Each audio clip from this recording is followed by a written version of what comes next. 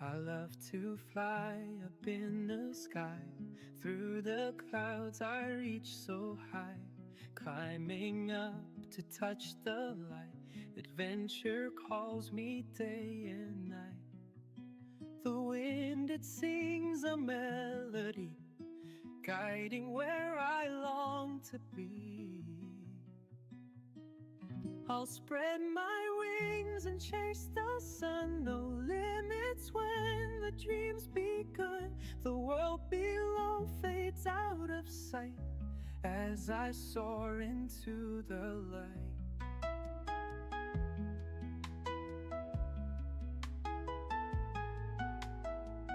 The stars above begin to shine, painting trails so bright and fine. Every turn brings something new, endless skies in brilliant blue. The wind, it sings a melody, guiding where I long to be. I'll spread my wings and chase the sun. No limits when the dream's begun. The world below fades out of sight as I soar into the light.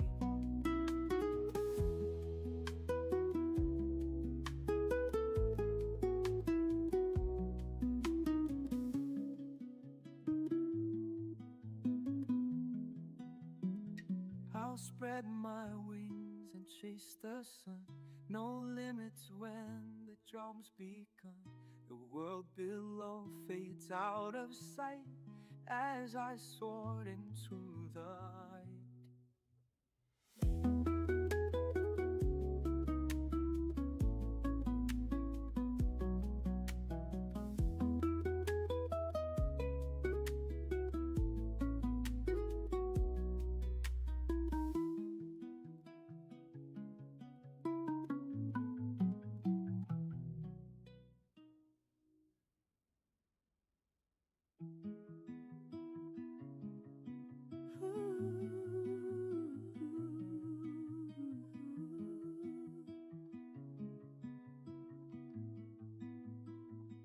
I love to fly up in the sky.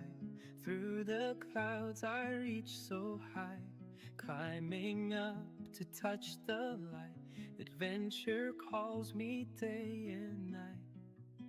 The wind, it sings a melody, guiding where I long to be. I'll spread my wings and chase the sun. No limits when the dream's begun. The world below fades out of sight as I soar into the light.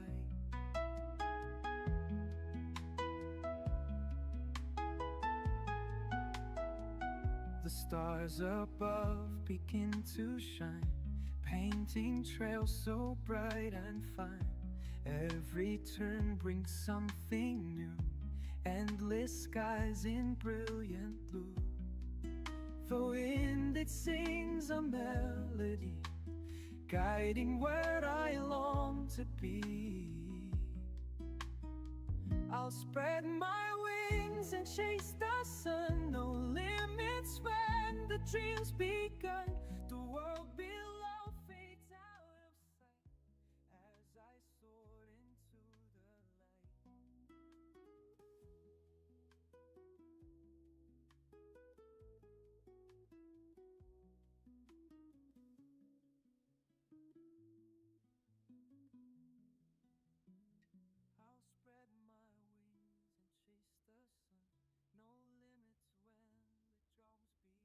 the drums begun. And good afternoon, good evening, good night, good morning. Um, today's well, I'm trying to take this hold Dinesh, boa.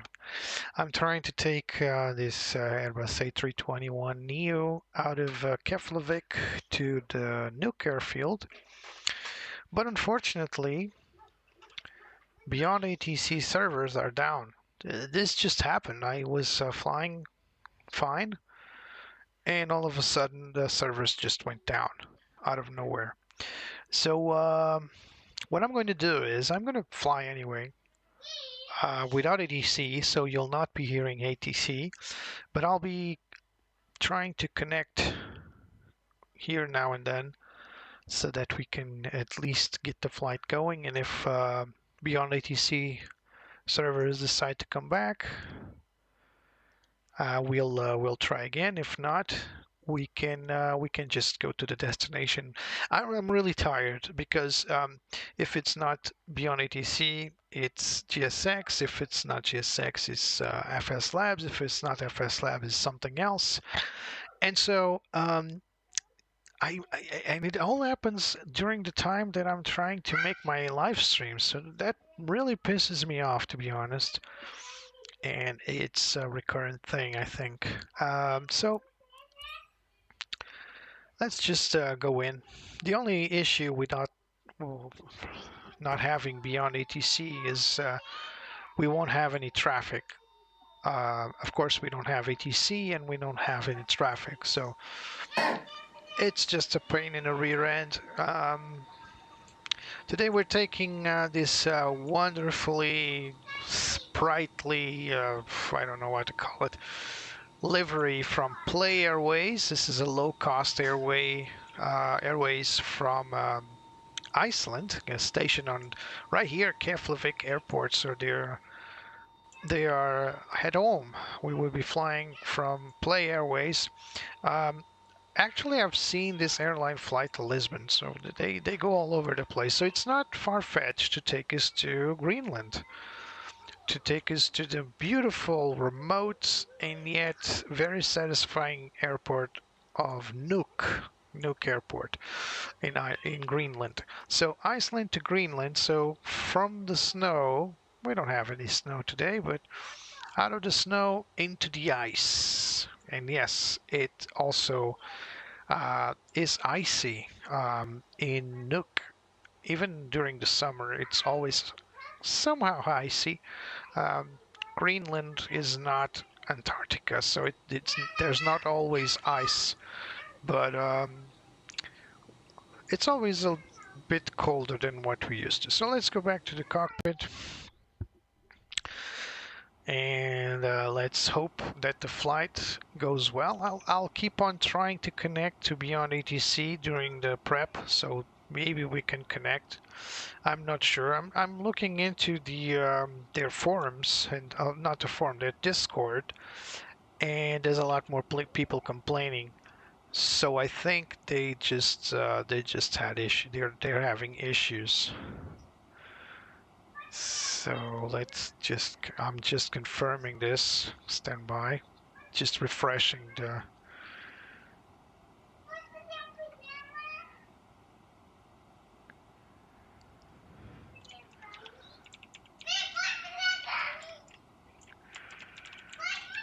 I'm sorry for the background noise. It's just kids.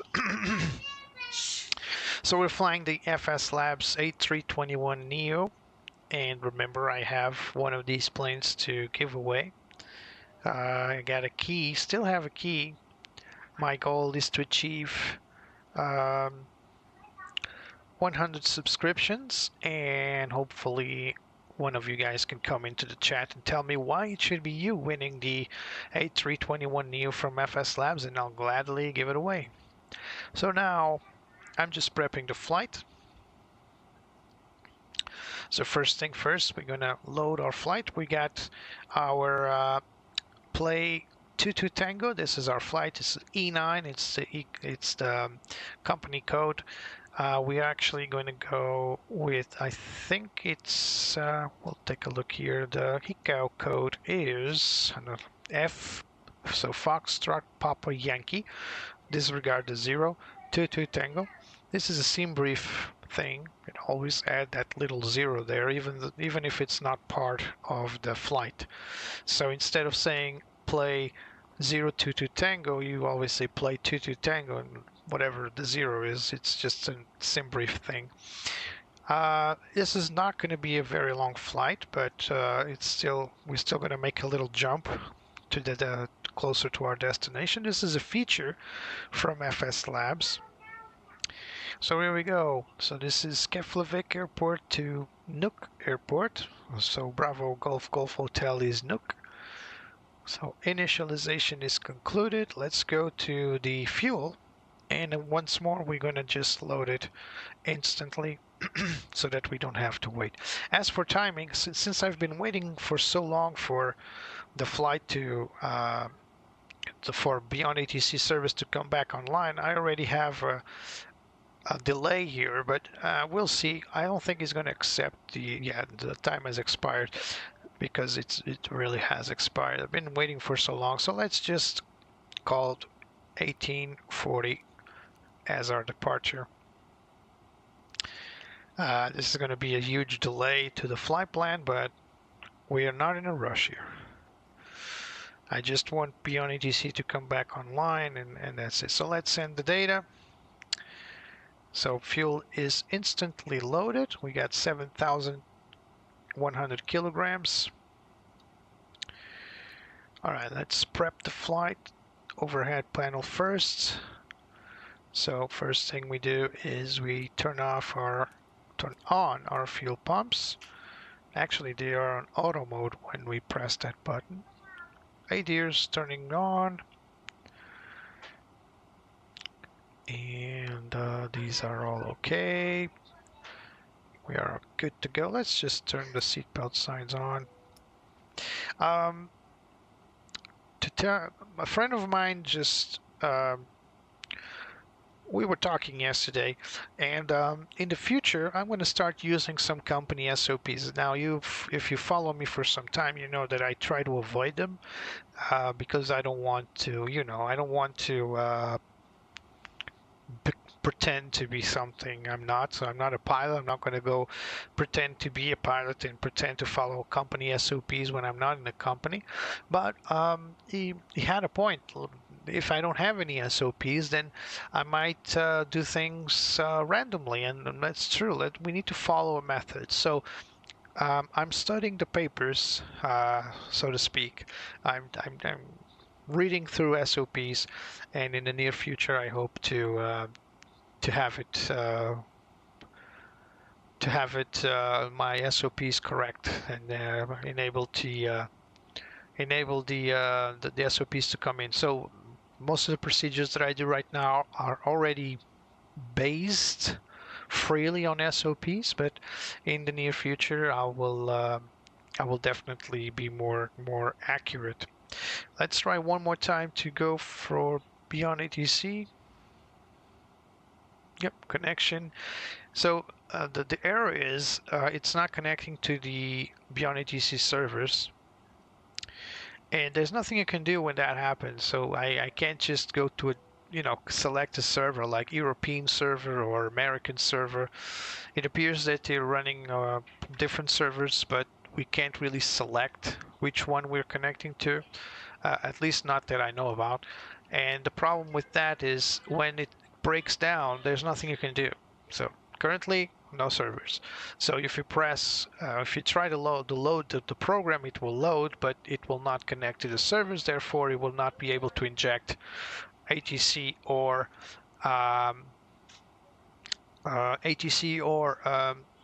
traffic. And for me, the traffic is the worst part because it will clearly make airports deserted. So we are going to go without ATC, and it's we'll try our best to make things happen. So we are departing Keflavik from runway 19er via Sorir to Charlie. So let's add that. So departure runway 19er via Sorir. There it is, to Charlie. Right, and then we'll add the data for Bravo Golf Golf as we reach. The problem now with going to Nuuk is that Nuuk requires radar vectoring, and since we don't have ATC currently, this is going to be a problem, but it's a bridge we'll cross once we reach it. The best thing about Nuuk is that we can land VFR if conditions allow, so hopefully we can get there and have VFR conditions and just land. That will be awesome. Other than that, we'll be quite lonely in this fight without ATC. I mean, I can turn on Flight Simulator ATC, but it's not perfect. It's going to be messy. So let's just leave it turned off for now. Again, I'll keep trying to connect. I'm still monitoring Beyond ATC servers. I don't think they understand that they're down, because people keep saying that they can't connect, and I don't see any official reply from the developers.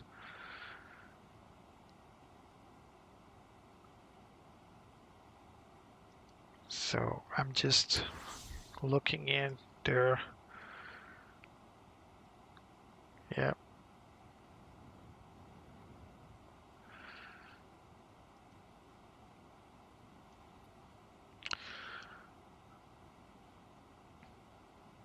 Yeah, they really don't know what's going on, because if they did, they would just reply. So they're either ignoring or they don't care. I hope they just didn't notice yet. But yeah, the servers are really down. And down, down, down they are.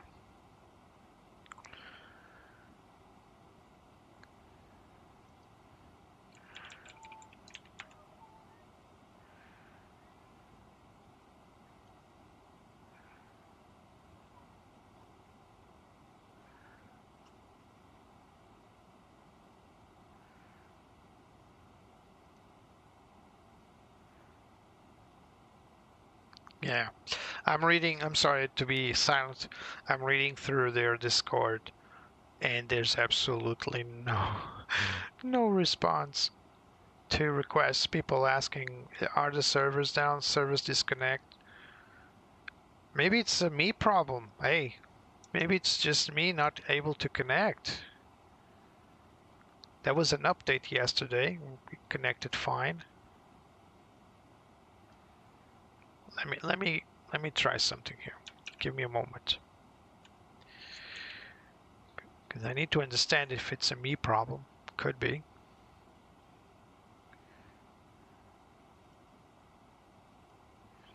So I'm going through my checks. Especially the thing that happens a lot is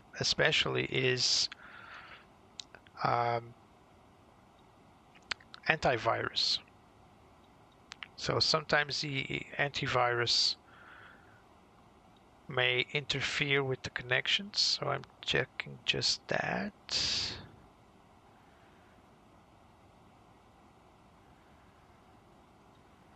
No, looks fine and dandy. Looks okay. Weird. So my antivirus has the proper exception. Boa tarde, José. Hello, José. Yeah, I want to go to Nuuk, but my ATC server is down. So we're gonna improvise a little bit here, because I really want to go there. It's been such a tease for me and for you guys to go there. And so Nuuk Airfield is amazing. You guys are gonna love it. Unfortunately, we might go solo because ATC is off, so we don't have either planes or air traffic control. But yeah, it is what it is. So let's continue our prep. So let's go back to the E2 and let's request boarding. So we got board now. Let's not waste any more time. Boarding requested. Boarding requested. And a good friend of mine explained to me something on the FlightSim Labs. Hello, Andrew. Thank you for coming. Explain to me something. Now, remember, if you guys remember the last few streams, that I was unable to request the clearance to depart. So whenever I wanted to clear the ground equipment to depart, I had to do it manually. Well, it seems there's a trigger that I wasn't aware of. If I don't get the external power on, I can just call the mechanic right here. Press this button, and what it does in real life is just ring a bell down there for the mechanics to hear. But in the sim, it will call the external power. That's pretty neat. Now, regarding the clearance for the ground equipment, apparently, after we go through the requirements, we can go in the boarding, and there will appear here something, either here or somewhere else. Departure, there it is. So we can just, you know, request the icing or pushback. I wasn't aware of this menu, so we don't have to go through GSX. Yeah, you guys know Nuuk? Ever heard of Nuuk Airport? It's a pretty cool airport. So again, we're taking this beautiful plane, low-cost Icelandic airline, from Keflavik in Iceland to Nuuk Airfield in Greenland. Now, for those that don't know, Nuuk Airfield is a very small airfield in the southern area of Greenland. It's actually one of the most known airports for ETOPS operations because, you know, it's in a remote North Atlantic, and sometimes flights out of New York, I'm sorry, the United States, or even from Europe to North America, or Canada, or United States. This is one of the you know, the alternate airfields for ETOPS operations. So if something goes wrong, it's one of the airports that can take jetliners, including the Air Greenland A330. Yes, the A330, and I believe they also had a 757 that used to fly to Nuuk. Nowadays, well, the A330. And SAS also flies there with their A320 from Copenhagen. And Iceland, of course, Iceland Air also flies out of Keflavik here to Nuuk. The only problem with that is that it's occasional flight, so it's not a regular flight. And neither does Play. Play does not fly to Nuuk, not directly. But since Play is a charter airline, today we're taking this charter to Nuuk. So, and since it's similar to the Air Greenland livery,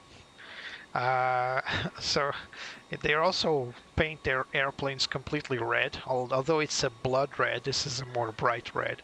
I think it's fitting. So today's weather looks doesn't look fine. There's some rain going on there. But yeah, I think I've ran through the weather, and it seems that we are going to have some ice, but nothing serious. And we have to take our chance during the summer to go there, because most of the times flying to Nuuk in the winter is like a go no go. So there might be a chance during the winter that you might not get there. And since there's no actual procedures, oh, look at the weather closing. Ooh, doesn't look good. Since there's no actual arrival procedures, it's all based on radar vectoring. Today we're taking a few risks. Just common knowledge, Andrew. Nothing special. So I'll keep trying to connect to Beyond ATC server so we see if we can get some connection back, but it's not looking good. Yep, it's definitely not looking good. And I keep going to their forums, and they don't seem to know about it.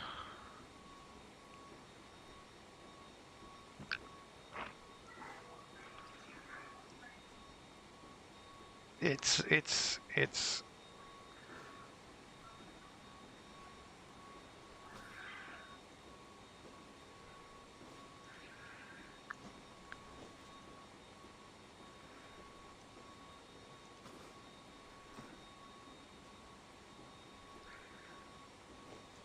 I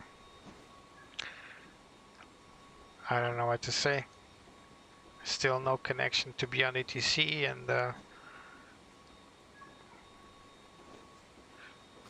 let me just make a print screen here of the error I got so I can send them.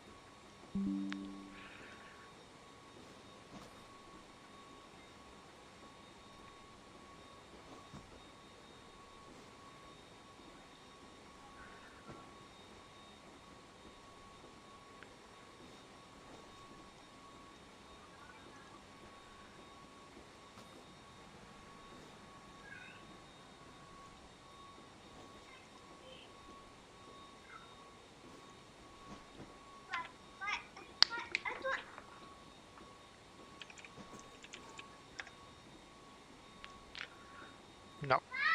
All right, so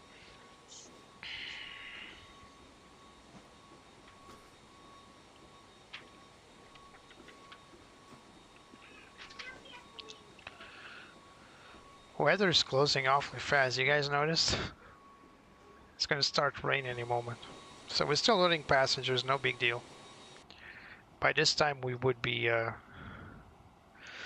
yeah, see you later, Jose. Hope you can come to see the landing at least. Yeah, it's raining.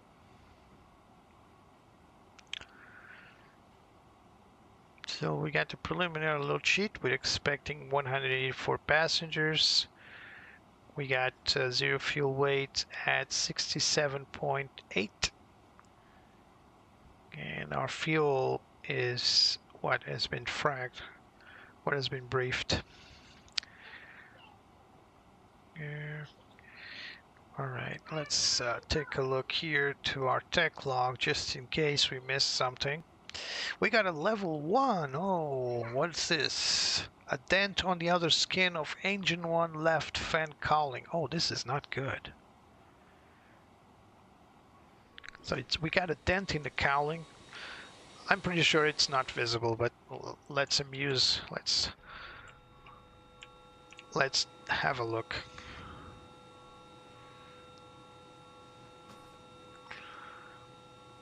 It's probably not visual. I don't think they went that far as to present a visualization of the MEL issues.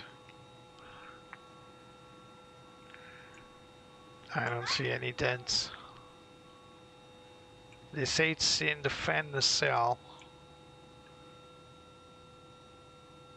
I don't see any damage here. Yeah, it's probably not even cosmetic, but it shouldn't be a problem. But we'll monitor. Was it engine 1 or 2? Engine 1, yeah. So, so this the left fan cowling.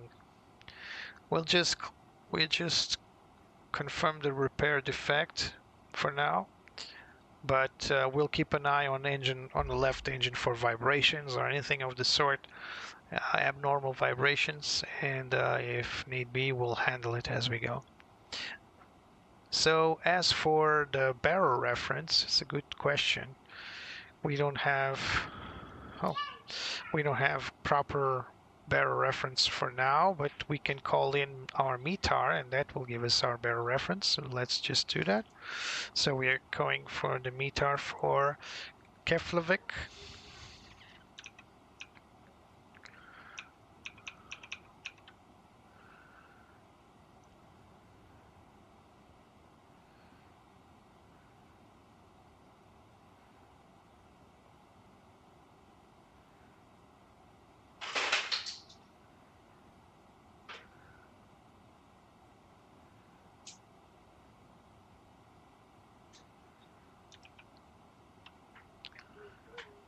Alright, should have it right now.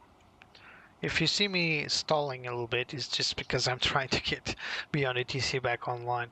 So we got QNH 09er, 89er.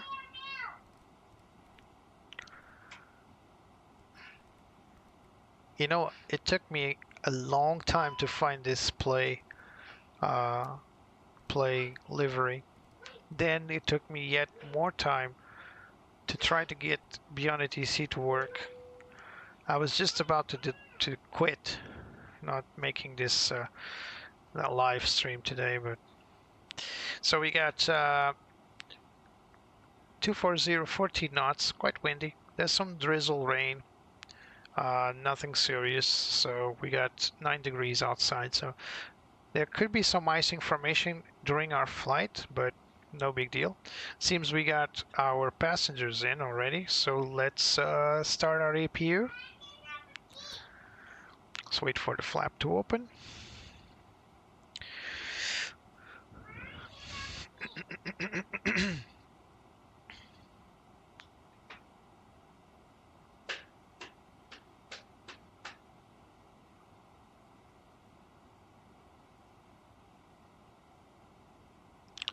Flap open.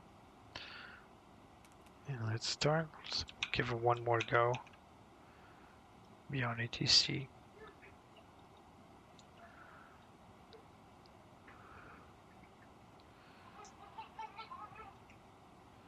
One more try.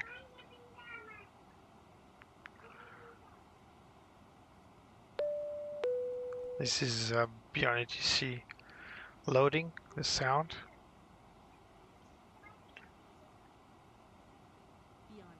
Oh, it's connected. All right. Alrighty, that's nice. So we got ATC. So let's clear and let's request clearance and all that whole shebang. So right on time. Nice. Let's go for the 80s. 2.09er. QNH0989er. Yep, 09089er. Runway 28. Transition level 080. 080. Numerous cranes in operation around Keflavik. Advise on initial contact. You have information, Oscar. Oscar, got it. Alright, let's go to clearance. Let's not waste any more time. Player 22 Tango. Request IFR clearance to Nuuk Airport. Player 22 Tango. Keflavik delivery. Expect runway 28. Soarer 2 Delta departure. Initial climb to 6,000 feet. Squawk 5751. Nah, different departure. Syria 2 Delta departure. Squawk 5751. 5751. Player 22 Tango. Read back correct. Contact ground 5751. when ready for pushback or engine start. We'll contact ground 121.9er when ready for pushback or engine start. Player 22 Tango. All right, we got APU on. Let's turn on APU bleed. Hey, don't flirt with Betsy. That's my work. That's my job. All right, we got Track IR. Right on time. Beyond ATC got back, so phew. We also gonna have some traffic now, so just waiting for it to load. So we got our final load sheet. Let's confirm. We got zero fuel weight 66.9er. Well, let's request winds while we're at it, because this takes an awful lot of time. So let's go for the 66.9er dash. That's zero fuel weight. Mach. I prefer to do it here. It's faster to read it anyway. 22.01. So 22.0. And Bambo. And we got fuel 7.1 as the fob. It's going to make its calculations. There it is. Now let's go for performance, and let's prepare our performance for departure. By the way, we got less passengers than planned. This is usual. And we got a little less cargo as well, so we're going to go a little lighter than what was predicted. We got 66.8. Is that what I think I messed up this. Let me confirm that. 68.9. Yeah, it's cool. So 22.0 and 7. All right, it's done. So let's go again for performance, and let's go for our predict. Let's go upload it for now. Invalid takeoff uplink. I've never seen it give this error. I hope I don't get another crash like yesterday. So let's go for runway 28 full length. We're gonna take off with optimal, and AC is gonna be on. Calculate. Bam. So got flaps 1, stab trim 2.3 and up, flex 61 degrees. We got V speeds 156, 159, 162. Let's try it now. Does it import from? Yeah, it imports from the EFB, not from data link. That's an OAX. All right, so now we got initiated, we got performance, we got flight plan, we got everything. So let's call in our little guys down there and tell them that we're ready to go. So again, in order to sync everything up, we need to first call in the departure, tell them to, do we need icing? De-icing? We got 9 degrees, we don't need de-icing. We're going to start standard pushback. Oh, this is cool. So we do need, so it's got a starting point 9er, or we can go all the other way. So we need to call them first to let them know what they want us to do. Player 22 Tango at gate 9er. Request pushback.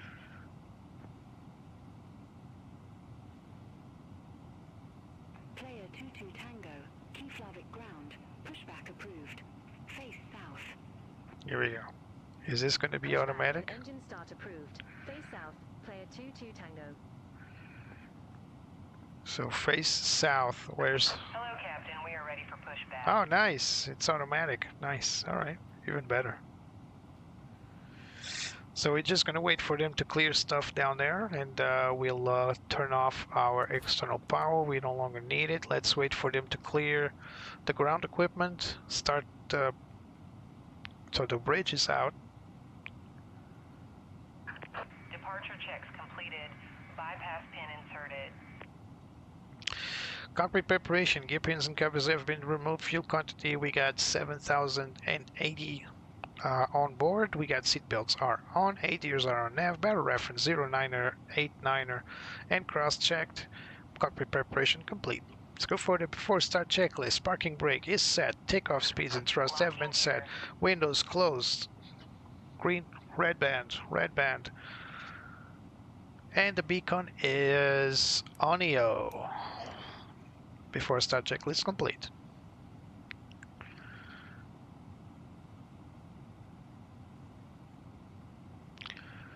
So just waiting for them to tell us to release the parking brakes.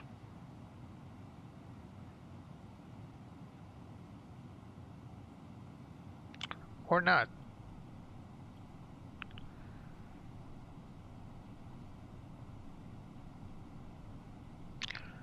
So what are we waiting? Are they connected? We got the wing walkers. Everything's connected, so what are we waiting for? So it told us to face south. So south is to our left side. So nose left. Push now.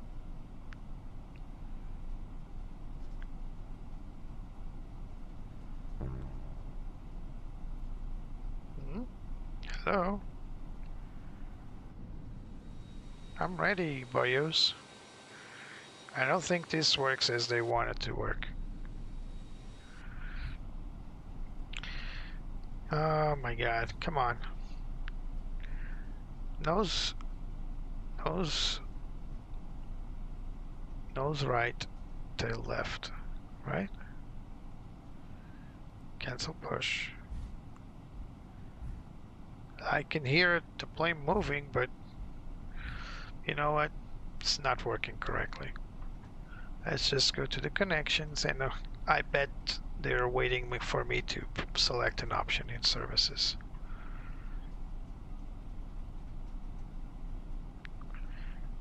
Yep, see? So let's go for facing south to point 9er. Release parking brakes, please. Parking brakes Engine released. push. All engines clear. Start at will. Copy started well.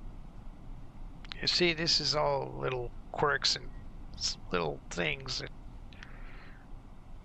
you just can't expect everything to work correctly, unfortunately. Starting number 1.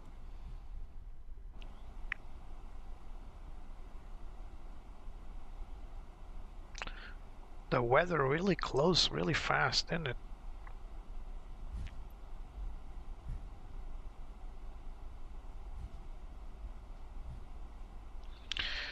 I'm average, Andrew, but thank you for your kind words. So again, we need to have a quick... We need to keep an eye on engine 1 because we have a little dent on the MEL. Might not be anything serious, but it was a level 2, so we need to pay attention.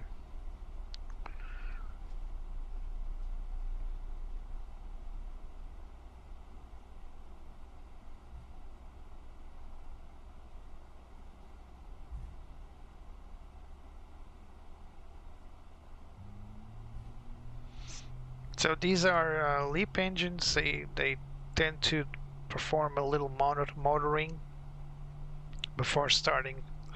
So it takes a little longer than what we're used to with the CFM engines.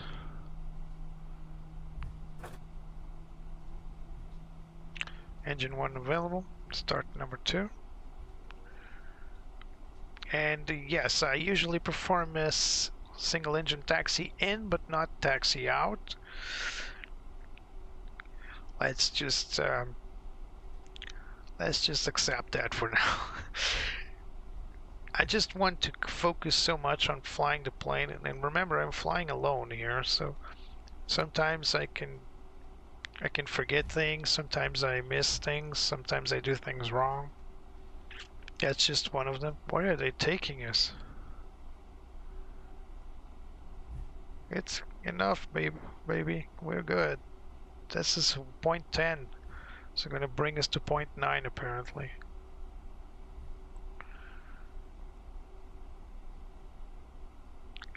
Could have stopped at point 10, but okay.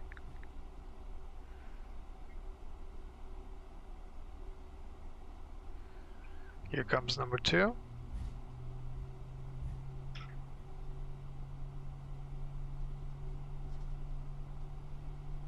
We're still going.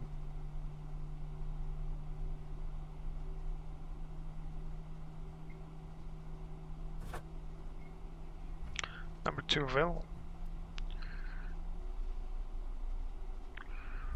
Don't think it's too strange to see us parking all the way back here. There's point 9, see? It's just airfield procedures. Sometimes we are pushed back all this way because there Please set parking brake. There may be other planes coming in, something like that. Waiting your confirmation for a good engine start. Yeah, we got a good engine start. So, if I'm not mistaken, there's a hidden feature here to call in good engine start. And I think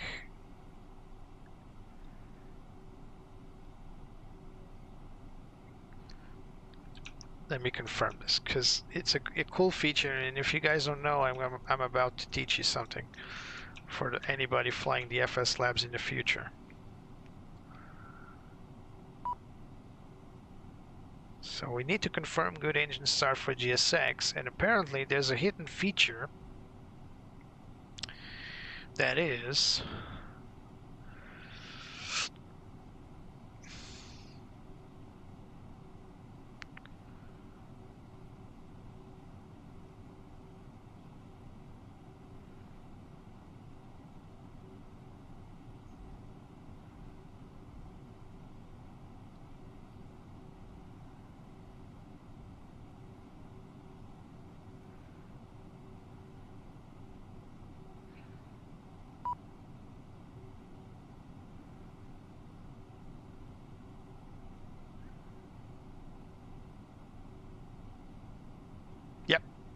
that's precisely here. So if I call here,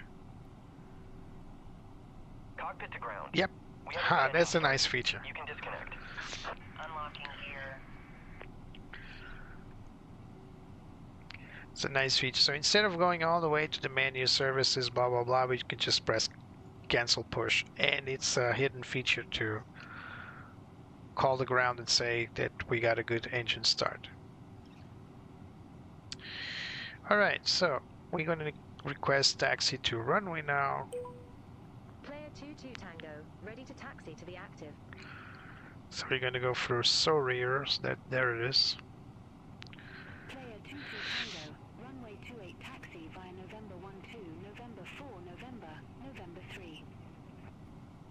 Sorir to Delta. Runway 28 taxi via November 12, November 4. No, that's to November Charlie. November 3. Player 2-2 5 Tango. past 10 removed. So we need Sorir to Delta. Left is clear, right is clear. Where is Sorir to Delta? There it is. This is the correct chart. So we're going to depart and go all the way to Sorir and then resume on navigation. There's our pin. Hello. So let's go for after start checklist. NTIs, we're not going to turn, not required for now. ECAM status. Come on. Oh, ECAM status is right here, normal. We got pitch trim set to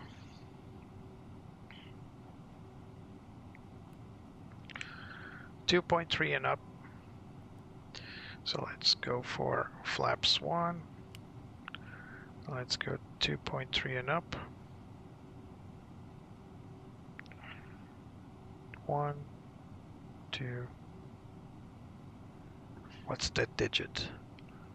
Too far. 2.3 and up. And we got rudder trim set to neutral, so after start checklist complete. Let's go just check the flight controls before we taxi in. Full deflection left and neutral. Full deflection right and neutral. Full pitch up, neutral. Pitch down, neutral. Full rudder left and neutral. Full rudder right and neutral. Alright, flight controls have been checked. Alright, let's taxi our way to the little runway. We already got our clearance. Parking brake is off. Let's taxi out.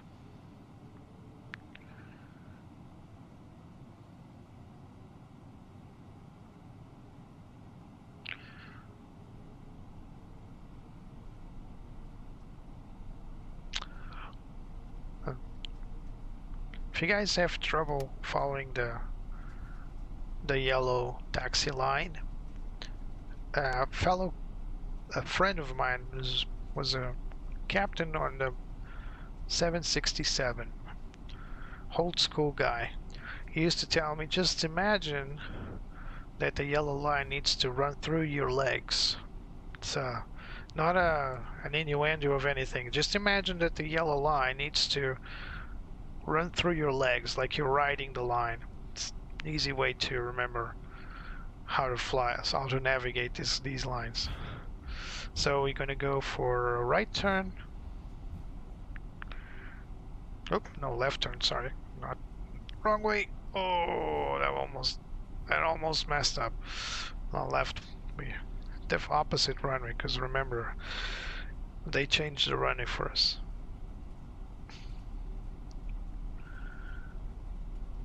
I already briefed the taxi and everything, but yeah, you can see here, this is the departure runway. It used to be the other way around. When we first got in, what's on our flight plan, our OFP, was the opposite end. So that's why I'm used to be runway 01, runway 19er. I don't know. I remember that I briefed earlier and it was the opposite end, so that's why I was turning left. I was turning right. All right, so let's carry on taxiing. And let's perform the taxi checklist while we're at it. So flight controls have been checked. Flaps config set flaps 1. We got weather and predictive weather turned on. We already have some pretty nice clouds over here. And we got engine mode selector set to normal. And ecam status, no, we still have some items here, so let's arm our spoilers. Take off. Cabin is ready, by the way. So where's our holding point? Is it right here? Oh, it's the other way. It's the other runway. We still, oh, we need to go to 28. That's right. So we need to go around this runway, turn right down there, and carry on to 28. All right. I'll show you what I have to do. So we are currently here, and I need to go all the way down here. So this is the, we're gonna have to cross the runway here.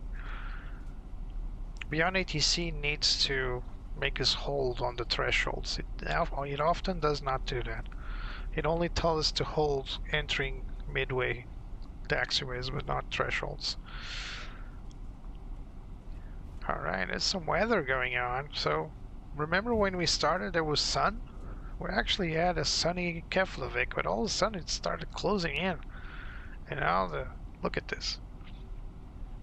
Oh, another thing, I will be following, like I said in earlier in the stream, in the near future I'll be following the actual company SOPs. And one of the things that I need to do is I need to launch chronometer when I start taxiing out of the gate. So this is when they launch chronometer, and then they'll stop it once on the gate. So this is the future SOP I'll be following. For now, I'll just do it as I regularly do. Just launch the chrono on the takeoff roll. So this is not it. That's the holding point down there. There's a weather radars, by the way. You guys, probably not just weather, probably full-on radars. So aircraft radars. And weather is really closing in. Look at that. We got some fog already. No rain though. We had some little drops. Player 22 Tango, contact Keflavik Tower 118.3. Contacting tower. Contact Tower 118.3. Player 22 Tango. Have a good afternoon. Let's tune in, but let's hold here.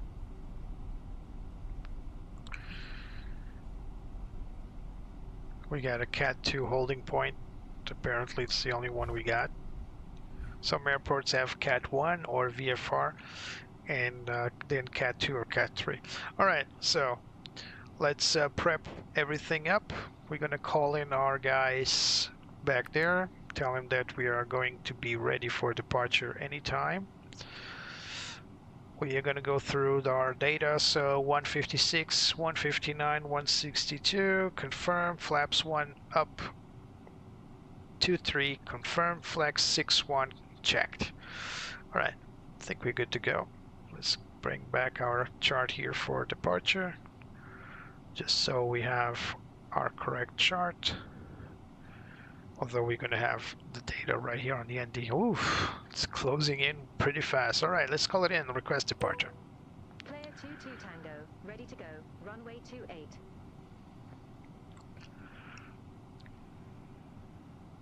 Player 22 Tango, Keflavik Tower. Here we go. Wind 255 at 14, runway 28, cleared for takeoff. Runway 28. Cleared Turn for off takeoff. our Player APU. 22 Tango. Here we go. We got runway ending procedures, turning our landing lights on. Lineup checklist, runway 28 confirmed. TCAS set to TARA, PAX 1 and 2 are both on. Lineup checklist complete. Here we go. So, let's line it up correctly. And let's go. So we go 50% thrust, allow the plane to spool up the engines, and now we go flex SRS, flex man 6-1 set. I'm a little to the left to avoid the lights, that's all.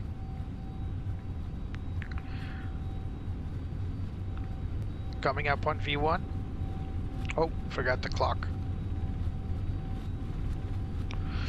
Rotate. Positive rate. Gear coming up. Let's follow the flight controls, and we got rain.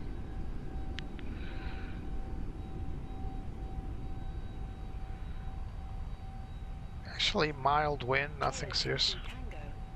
Whew! Big bump.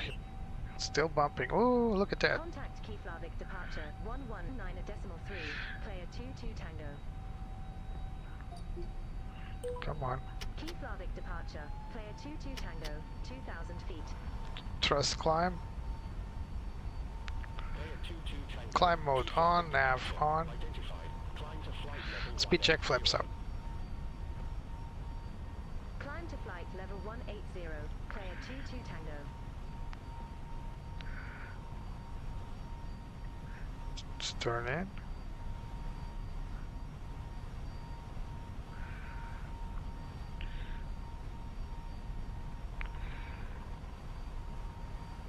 What's our climb? I didn't. A180. Alright, autopilot on, 180. Yeah, not a good day to fly, to be honest. Everything, look at that, everything is green.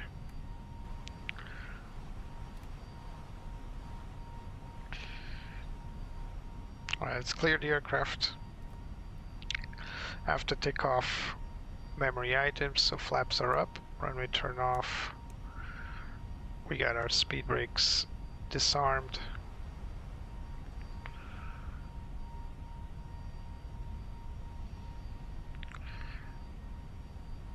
Let's go to our chart here. So we are going to go to Kilo Fox 259, QNH set to standard.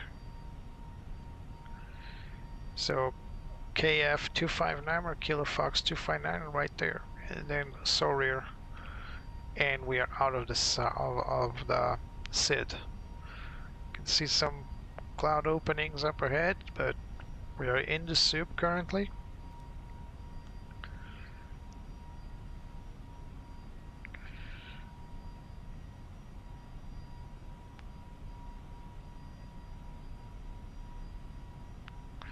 So let's go outside just to have a look at the weather. Here comes the sun. The sun wants to come out, but we're still in the clouds.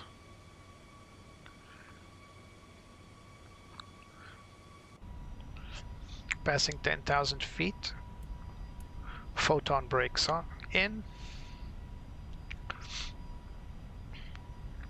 And look at that. Man. This never gets old. And the real thing is even better than this. This is beautiful, but real life clouds are just something else. Alright, we're at climb. Thrust set to climb. Climb mode. Then we got a discontinuity here that we'll need to address, because I think we're going to get some radar vectors. Direct to Greenland. Let's confirm just that. We need to reset our little EFB. Sometimes this happens.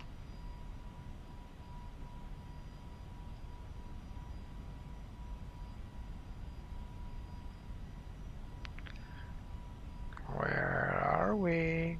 There we go. So we need to connect this point here, usually through radar. Oh, there's some pretty bad weather up ahead, so we need to be careful. So we need to connect that discontinuity probably through radar vectors, but we can easily just delete the discontinuity and just carry on.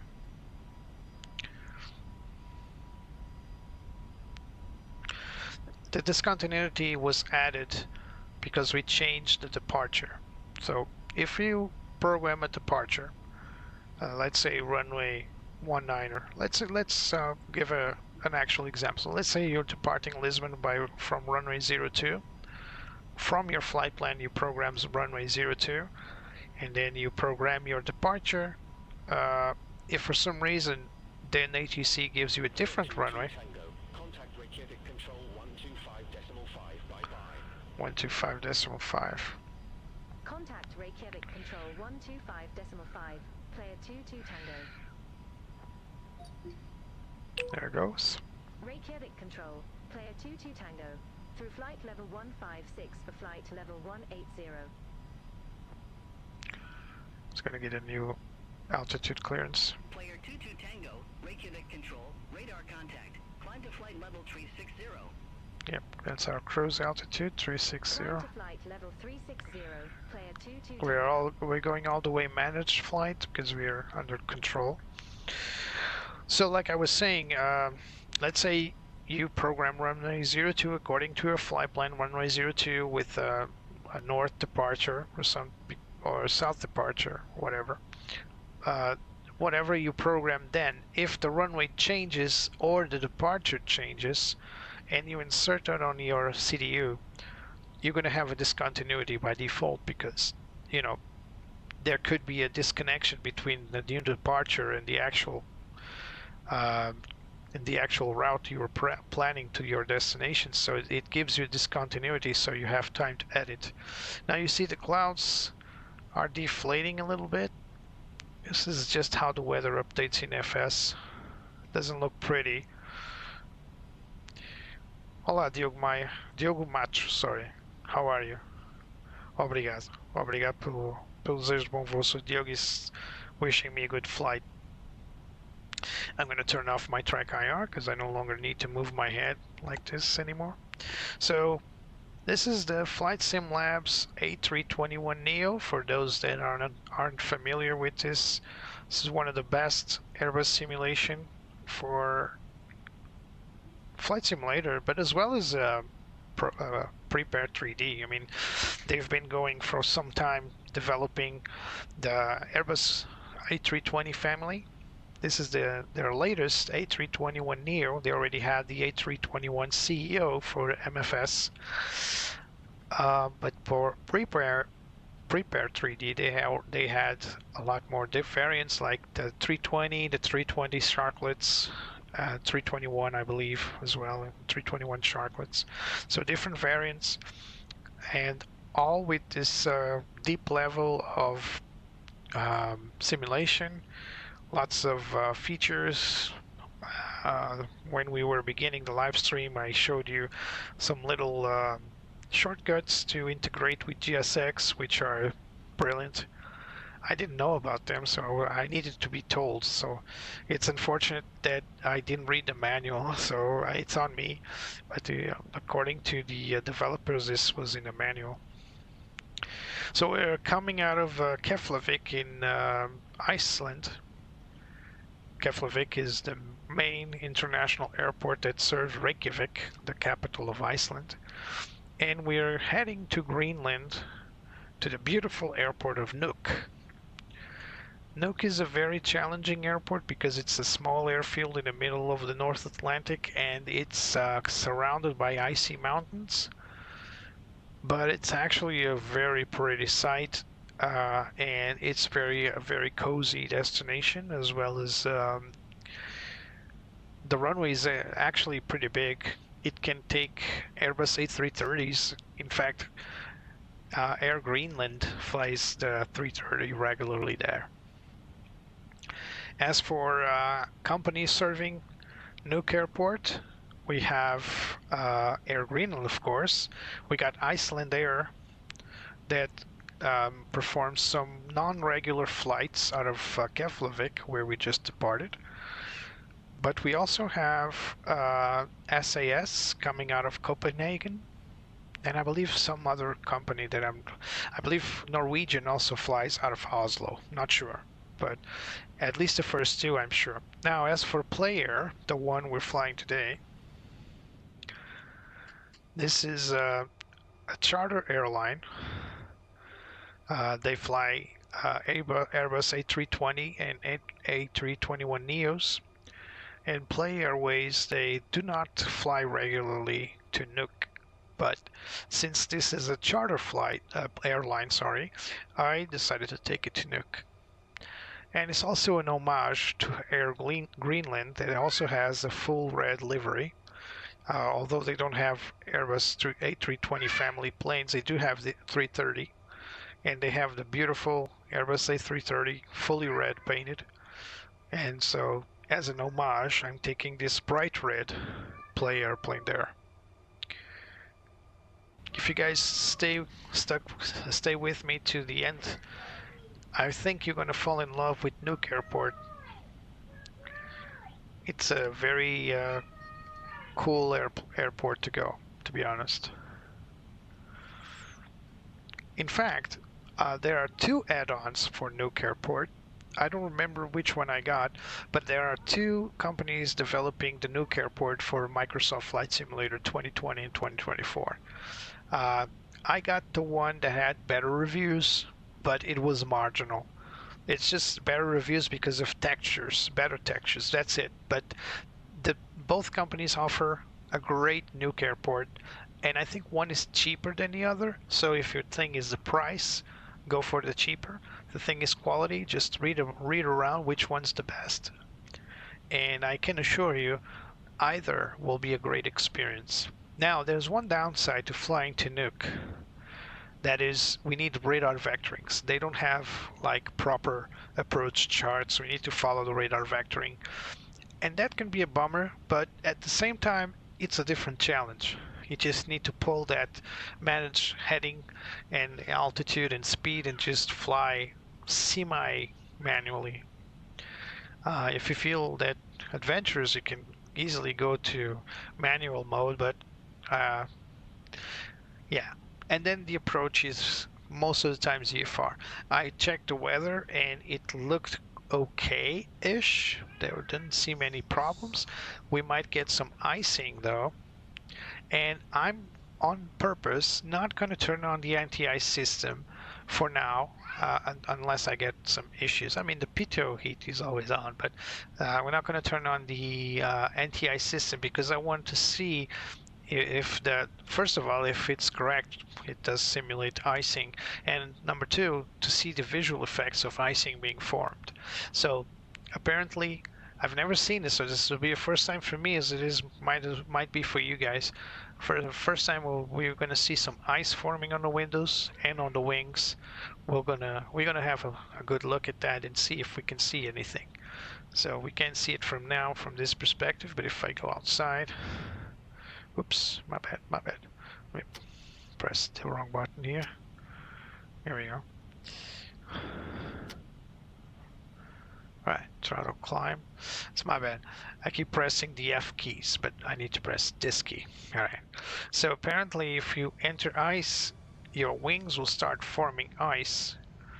And it's going to be a visual effect. So we're going to look at that. And then the windows themselves will also have some ice forming, some ice crystals forming. So we're going to take a look at that and see if we can actually see that as a visual effect. It's one of the many features of the FSL A321 Neo. So we're coming up on our cruise altitude of flight level 360, so 36,000 feet. Still got 6,000 feet to go, but we are coming up on that. And as we go to the cruise altitude, I'm going to make a jump ahead. That's another feature from the FS Labs A321. So we're going to make the jump all the way up down here to this point I'm pointing at on the map. So halfway through Greenland. The idea is, in most planes, you can time accelerate up to 4 times safely, and you will just accelerate time. So instead of your plane flying at Mach 0.8, it will be flying at Mach 4 or something. So it will be really, really fast. I mean, not literally flying in Mach 4, but the time acceleration will make it look like that. What FS Labs developed was the jump ahead feature that just teleports your plane to any point you desire during your route. This is excellent because it also calculates fuel consumption and time lapse, so that it will tell you that at that point you will be at flight level whatever with X fuel on board. That's pretty cool. And of course the time of day. And that's pretty cool because it allows you to just imagine you can come out of New York to Lisbon and make a jump ahead all the way. So start your flight, come out of New York, climb to any level really. You don't really need to go to the cruise altitude. You can go any altitude, but then while you're doing that, if you want to make a jump all the way through the Atlantic, coming up to your top of descent, it can do that for you.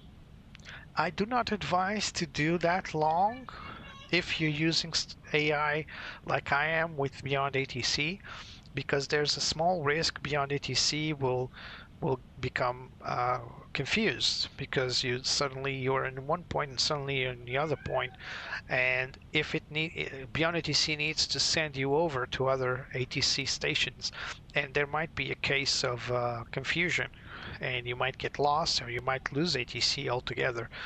But that's the only risk really, and I'll be performing that in a moment once we reach my top of climb, because I just want to do things as smoothly as possible.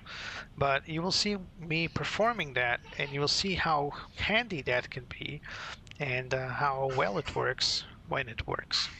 I never had a real issue, but I do have sometimes when after I do this jump ahead, this teleport, I sometimes get the plane really oscillating really bad because autopilot gets a little confused.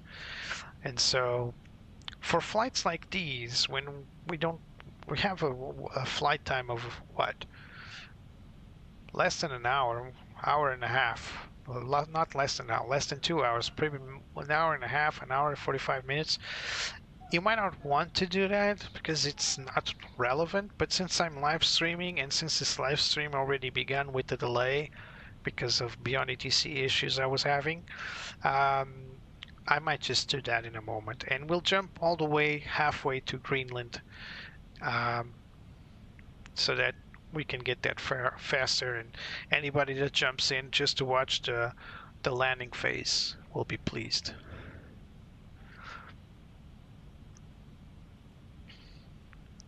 All right, so right now what I'm going to do is I'm going to go through my flight plan, and I already know that I'm going to need radar vectors, so I won't be able to come up with a star for Nuuk, but I'm going to get as close as I can because it's telling me I need to go to DCT to Numba and then DCT to Nuuk runway 04. That's all I need, runway 04. You'll see that when I press Nuuk Airfield arrival, I got ILS 4, which is pretty cool. I'm going to choose Zulu, and then I have no stars. So this is the challenge with these kinds of airports. There are no stars available. There is a VIA, then we have several points. So we're going to go for Numba because that's the one we got over there, if you remember. So we got Numba and then our airport. So let's go to Numba as a VIA. But look at that. I mean, it's so rare to see this. An airport without any stars. It's really amazing. That's because they're going to give us radar vectors, and most likely it will be a direct approach out of Numba to Nuuk, and then we're going to have to make a slight turn, and then it's going to give us a heading to turn in, it's going to tell us to descend, etc. So it's going to be pretty smooth, and if you're a pilot you'll know, but if you're a passenger you might never know that you're following radar vectors.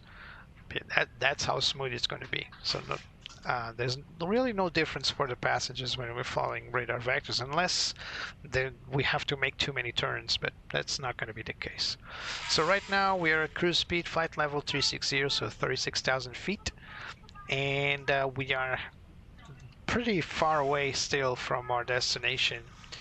And whoa, we're going to We're getting some tailwind, but sometimes there's some turbulence here. At this point, I might ask to either climb or descend because we're inside the cloud layer. It's never a good idea. But since we're going to make a jump in a moment, I'm not going to be worried about that. I just want to see if we got any strange vibrations on the left engine. Remember, we had an MEL warning of a dent in the N1 nacelle, but apparently the right engine is vibrating a little less more than the left one, but neither are serious vibrations, very small vibrations. So we just keep an eye out for this N1, engine 1 nacelle, vibration because of that nacelle potential nacelle damage that we had it report earlier. I can actually show you that. So if we go here for the tech log, and we go so right now it's been fixed, but if we go to fault history, you'll see that we got dent fan cowl engine 1. It was a non-performance level 1, so nothing really serious about that, but at the same time we decided to have a close look at the vibration or any other signs of funky business with engine 1, and so far so good. I also checked the nacelle itself to see if there was any damage to the cowling, as it says here. It says here, but there was no visual damage. So it's not even cosmetic. It's just a warning. All right, so we are going to make our jump now. And how I do this thing is I take a look at my flight plan and I verify what I need to do till I reach my destination. And the only waypoint I got here that's reasonable, it's actually this one. So it's Kogag waypoint, because after that you see that I have to make some maneuvering. I'll probably already be descending. We're going to have a look at that right now. So let's go through plan and let's go all the way to that Kogag. It's right here, so we just need to pull our arrows down here and Kogag. So at Kogag, right after Kogag, as you can see here, let me zoom in. Right after Kogag, maybe not too much. All right, right after Kogag, we're going to have our top of descent. So this is a great spot to teleport to, in my humble opinion. However, if you don't want to, make all the descent decisions, blah blah blah. If you want, you can just go all the way to Bemam or any other closest tier point. Just remember that at that point you will already be descending. If you don't have an ATC clearance, it will shout at you saying you're X thousand feet below your assigned altitude, climb to whatever, and it will not allow you to carry through the flight plan if you don't comply with their demand to climb. So it's better not to risk that. It's better to always teleport before the top of descent if you really want to use this jump ahead feature. So this is it. You go to the main MCDU menu, press jump ahead, select the point you want to go. So in our case it's Kogag, and now it will tell you where you will be once you teleport there. It says you're going to be at flight level 360, or your speed will going to be 0.76 Mach, and you're going to have 3,000 pounds of fuel on board, not pounds, kilos, sorry, on board, and the time will be 20:33. All right, this will teleport you just ahead to that specific point. So you press once, it's going to confirm to you, because this is really a very critical decision to make. If there are any ATC handovers to be done, it will all be done in one take. So here we go. Here goes nothing. Let's go back to ARC. Let's make this jump. 3, 2, 1. Here we go. So this is absolutely normal. Player 22 Tango, contact Narsar Swag radar 121.3. Have a good afternoon. So the plane is trying to find itself. Center on 121.3. Player 22 Tango. And it's going to derail a little bit. Narsar Swag radar. Player 22 Tango. Good afternoon. Flight level 361.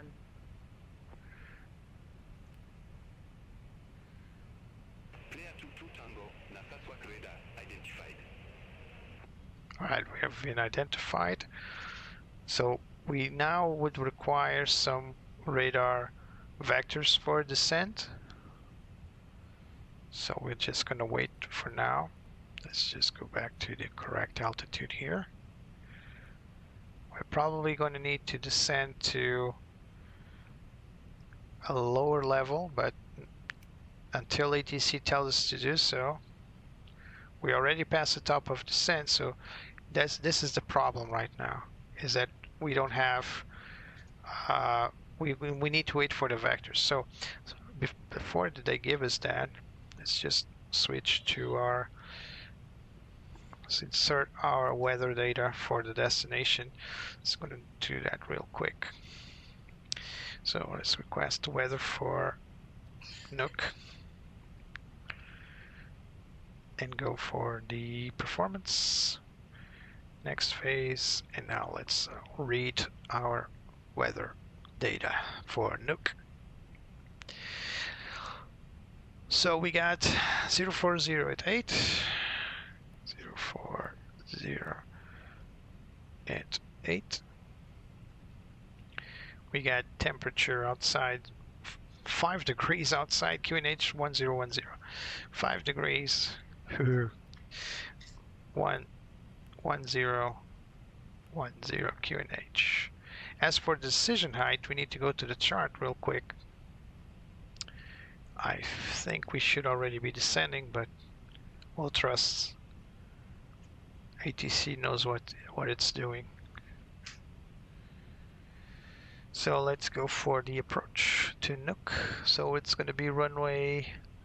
So we picked the Zulu approach for runway 09er. Not sure that's the one we're going to get.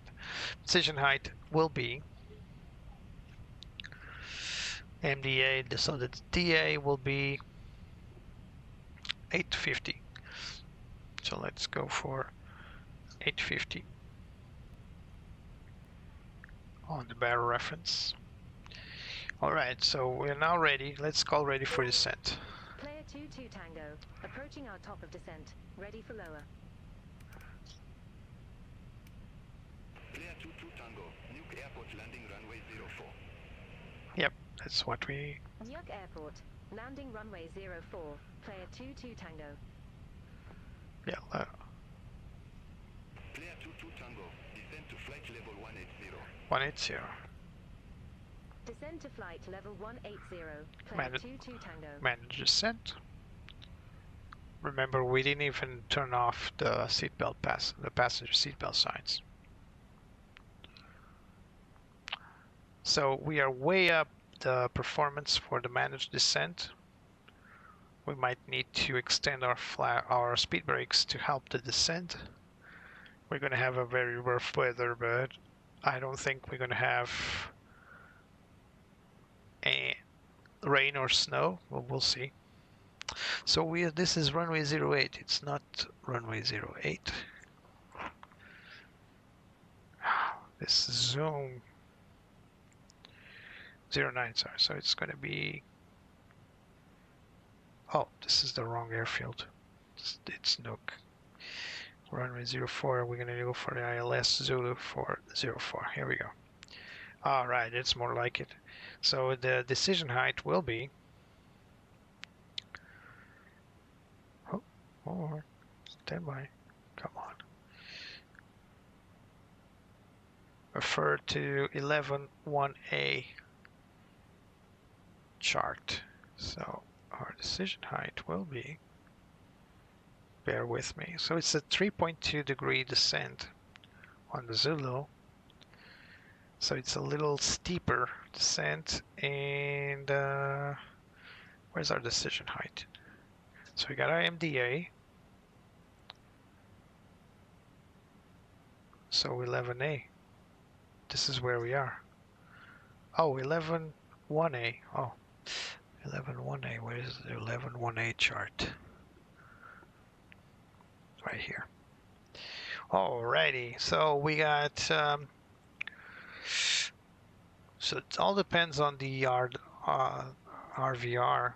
We're not entirely sure, but I'm going to play it safe, and I'm going to go for decision height of 500 feet MSL instead of 850, so we're going to go 500.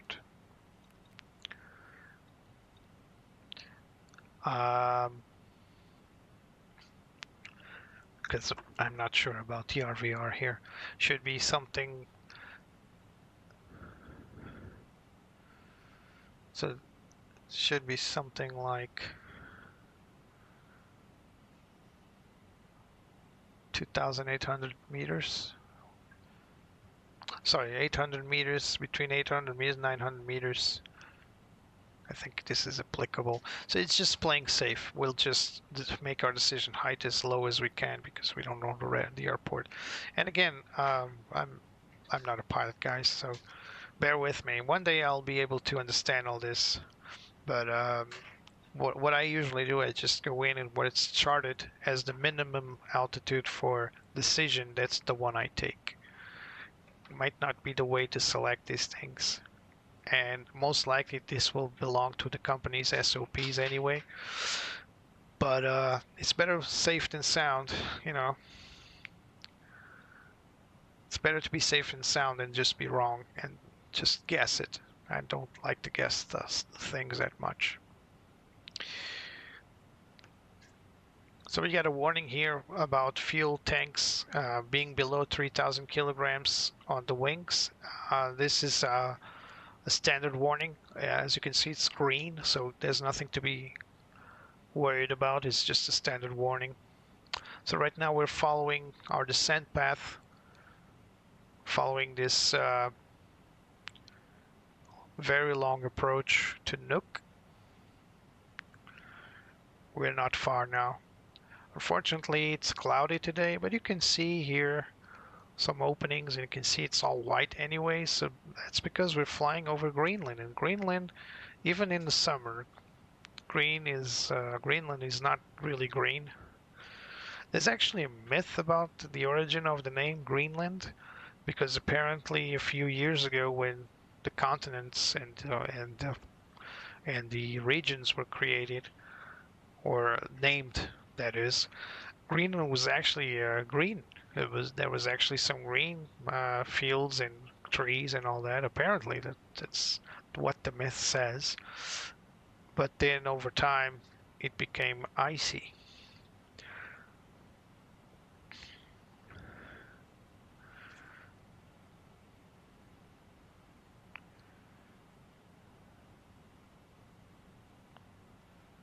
So you see the plane balancing left and right. This is one of the repercussions of making the jump ahead. The autopilot will never become stable as before. It will always be doing this until you turn off autopilot, of course. So we are 40 miles away, 45, 50 miles away from our next turn. Right now is a good time to prep everything, call the passengers in if you haven't already, to take their seats and fasten their seat belts. A good timing for the briefing. Looking at the charts, make your briefing with your co-pilot. Running through the charts if you have it. For this airfield, as you saw, we only have the ILS charts available. There are no SIDS or stars for this airport. It's all radar vectored. We're still above the managed descent ball, the green ball. So for that reason, our nose or our angle is steep, but this is also causing an issue that we can't go any further down, or we go the risk of going beyond the brackets, safety brackets for our managed descent speed. So what I usually do is I just deploy my spoilers, speed brakes. Speed brakes are out, and this will allow the plane not only to make a little compensation to descend a little faster, but also will help decelerate the plane ever so slightly. When, of course, this happens, the buffer will climb out of the minimum speed. So you need to be careful not to allow the yellow line to reach the orange. This is the alpha floor protection. So if you enter with here, what will happen is the plane will try to recover out of a possible stall. It's not a stall, but it's what the alpha floor does. If you enter this, you'll be degrading performance quite a bit. And so what it does is it's going to raise the nose and accelerate to toga. So you don't want that. You don't want to reach alpha floor. It's the reason why back in the day Airbus used to say the Airbus was impossible to stall, because of this and other protections like envelope protections, flight envelope protections. So we're coming up on the managed speed, so right now we can just retract our speed brake. No need to keep it on. Right, and we're also coming up on 18,000 feet or flight level 180. And we'll probably get a clearance to the next descent altitude. So right now we are in Narsarsuaq radar. This is the approach radar for Greenland. There are multiple radar stations, and will be passed on to the next one in a moment. Nuuk does not have a proper tower, so we'll be operating under information, so airport information. So it's going to be a little weird, but it's going to be cool anyway. You'll see. Nuuk is a very cool airport. Don't get me wrong. All right, so we're going to leave this chart here, and we're going to unpin every single one of the other ones so that we don't get confused. And now we're going to go for the taxi, because I want to check something here. So runway 04, we might have to go all the way. I don't think we're going to go through Papa. It's most likely not possible, but we'll try to go all the way. Now, well, we'll try to leave on Papa if not possible. Not Papa, Bravo, sorry. Try to leave on Bravo if it's not possible. We'll go all the way down here and turn around, make a backtrack to yet exit on Papa. Sorry, on Bravo, because we are going to go for apron Bravo. So that's going to be our apron, hopefully. So let's go back to the approach plates. Unfortunately, FSL does not have the feature to flight follow, so we can't see the little plane following the charts, but I'm pretty sure they'll manage to get that in the future. So we're still not being clear to descend. We're still at flight level 180.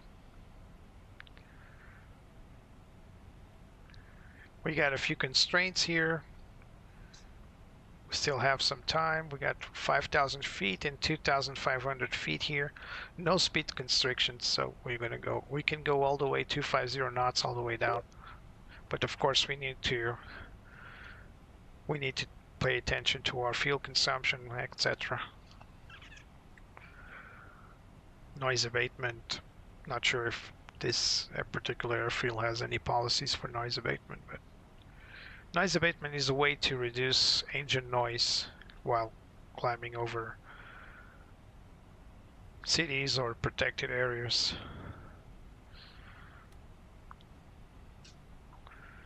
It's mostly for departures, but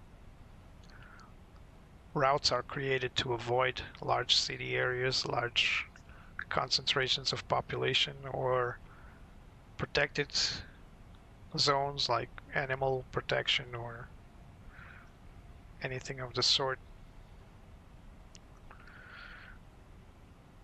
So again, we're still not directed to descend, so I'm getting a bit worried. This is the reason why I don't like to rely on vectoring from beyond ATC. It tends to be a little, I don't know, it tends to be a little, what's the word? I wouldn't say unreliable because that's unfair, but as you can see here, we should be descending to Numba at 5,900 feet, and we're still at 18,000. So unless they're going to call us real soon, we might need to start descending pirate mode. Let me just confirm we're still with them. Narsar Quack radar radio check.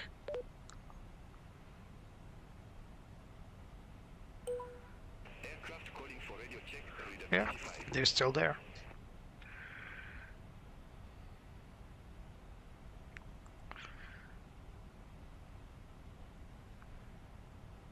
Just tell us to descend, buddy. I'm gonna call it out. Player 22 Tango, request altitude change. Player 22 Tango, Roger, display new altitude.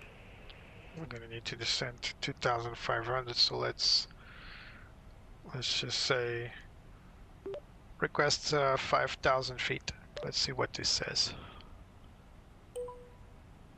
Player 22 Tango, enable your flight is to the southwest and 5,000 feet is an unnumbered flight level. Please pick an even altitude. Alright. Request 6,000 feet. Hello Richard, how are you, AMC? Tango, enable 6,000 feet at this time. Player 22 Tango QNH1010, expect radar vectors for ILS Yankee, thank you for changing my ILS approach. QNH1010, expect radar vectors for ILS Yankee runway 04, player 22 Tango. Let's go for Yankee. And we need to... 22 Tango, descend to 4,000 feet, QNH1010. Alright, let's go 4,000. Descend to 4,000 feet, QNH1010, player 22 Tango. So not Zulu. Thank you, ATC. Let's go for Yankee.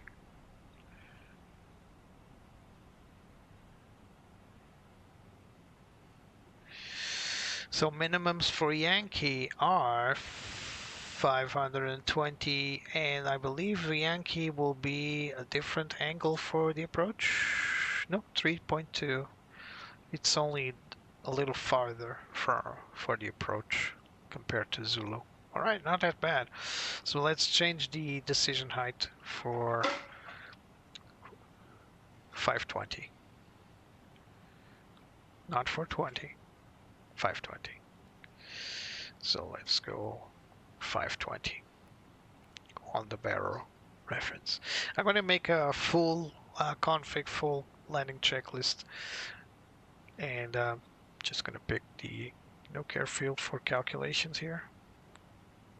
So I'm going to go reversed all, AC is on, anti-ice is going to be off. I don't see any ice forming though, so no ice on the windows that I can really take note. But we're going to go for no anti-ice on the approach. So VAP is going to be 135. We got manual.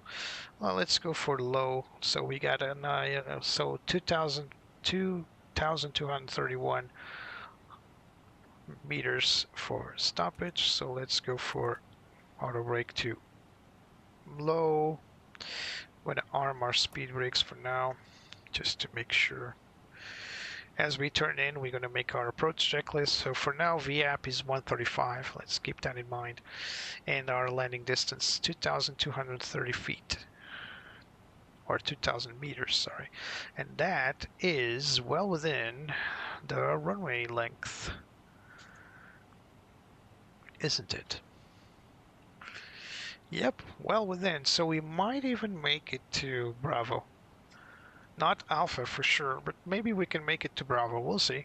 If not, we need to go all the way to the turnaround point, and we'll be fine. You know Nuuk? You know Nuuk, Richard?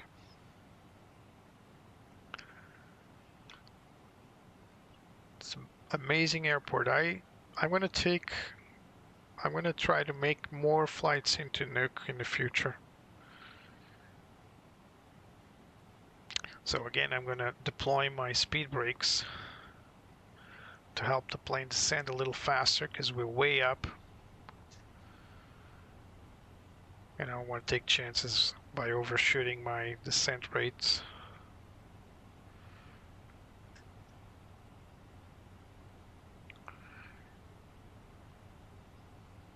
So landing system is on.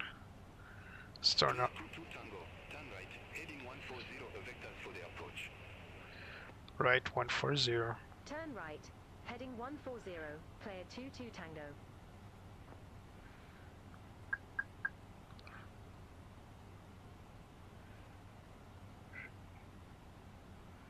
Not sure what he wants to do, but says he wants to give me vectors. So now I'm in their hands here. Turning 2140.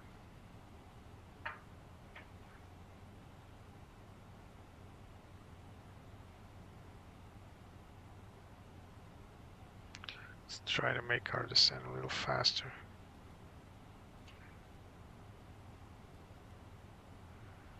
Speed brakes are still out.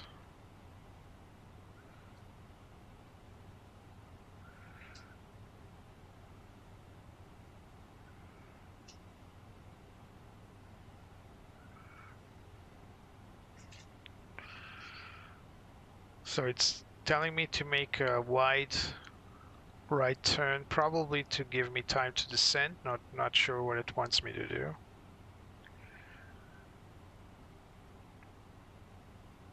So in the past, for you guys that watched me stream, you know that I've always been saying I don't like to be on the beyond ATC hands when it goes radar vectoring. So QNH 1010. I just wish the co-pilot could replicate what I do on the left side when it comes to QNH. Alright, QNH 1010 is cross-checked. So let's go for the approach checklist before it's too late.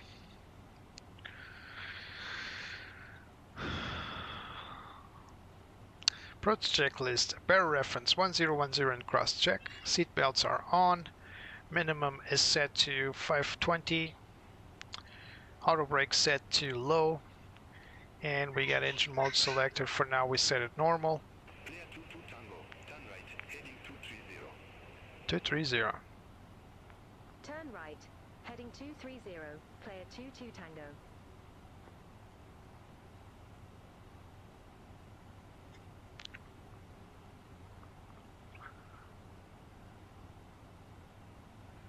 Still descending, and we are at 4,000. Now leveling, speed brakes in.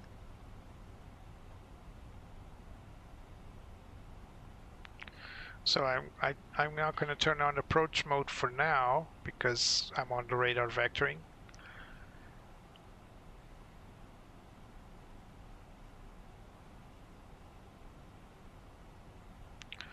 Currently in the soup. Wind is very mild, just as predicted.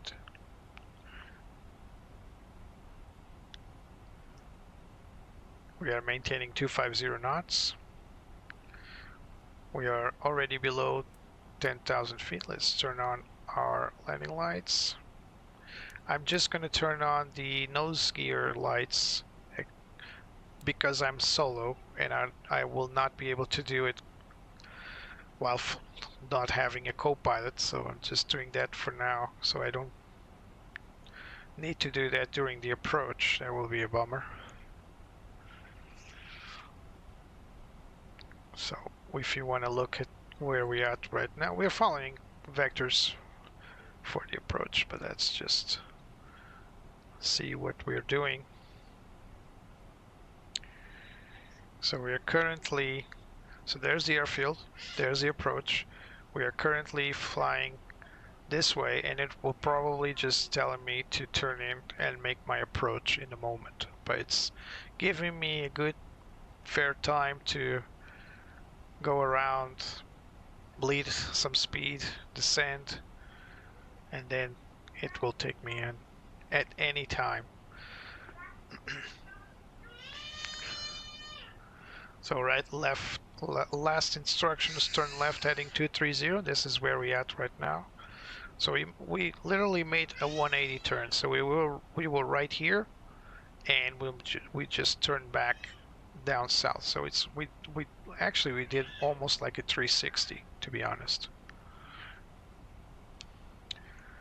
So we're now just waiting for the clearance to turn in for the ILS approach. Still at 4,000 feet, we're spending a little more fuel than expected, to be sure. And this is the danger of flying with radar vectors from beyond ATC, so... 250. Turn right, heading 250, player 22 Tango. Back in the day, 290.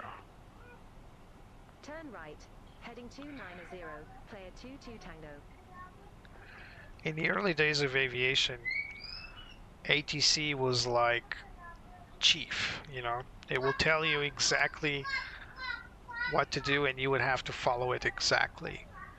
Because, you know, radars were ineffective, or not as effective at least, and they really wanted to put a hand on everybody flying in their circuit. Nowadays, with the airplane's capabilities to fly on their own, ATC is not as mandatory, but it is still, they still demand that you, well, they don't demand that you follow a certain path, certain altitude. You should respect it, even if it doesn't sound. 010.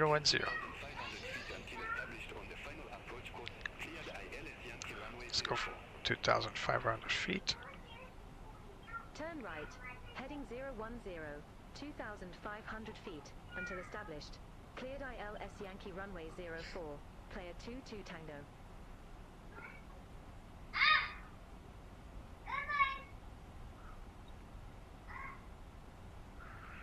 So 010.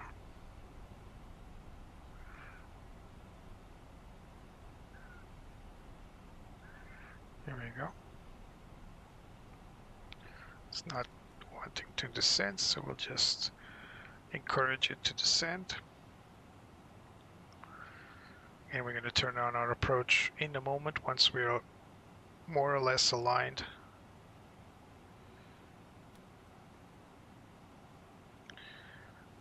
Let's turn in for the approach. In fact, we can just make a Deer 2.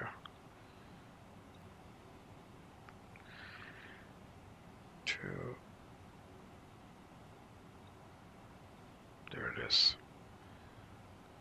Right, direct 2. Now we'll just turn on approach mode and hope for the best.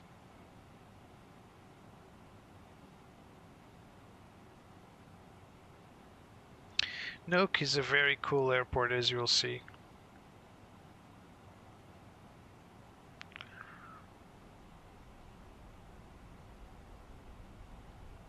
$2,500. 2,500, check. We're trying to capture localizer first, and then we'll intercept ILS from below. The usual. Now I'm going to let Betsy handle comms because I need to concentrate on the flight itself.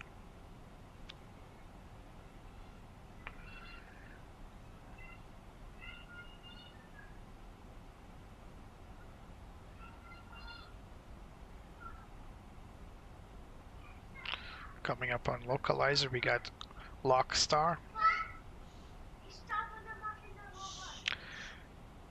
So let's go for the landing checklist.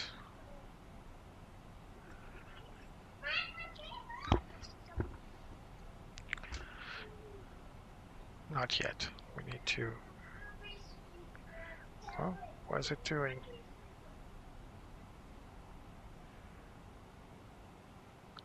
Localizer captured.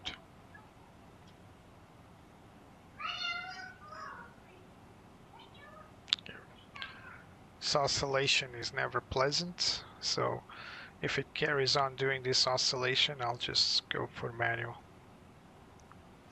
Still below glide path.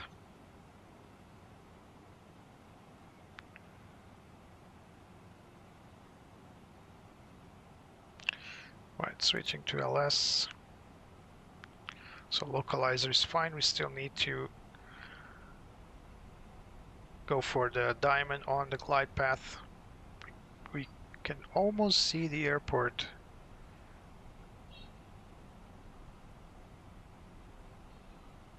Somewhere over there. It's hard to see now, but we're getting very close. All right, let's start making the airplane dirty, as they say in Portugal. So first of all, confirm I got speed brakes in. Speed. Let's start decelerating the plane. Contact tower 119.1 for the VF 135. Good afternoon. Speed check flaps 1. Tower, player 22 Tango, ILS Yankee runway 04. Player 22 Tango, Nuuk Airport Tower, wind 040 at 8, runway 0 for clear to land. Coming up on Runway 04 cleared to glide land. slope is Player armed. 22 Tango. Speed check flaps 2.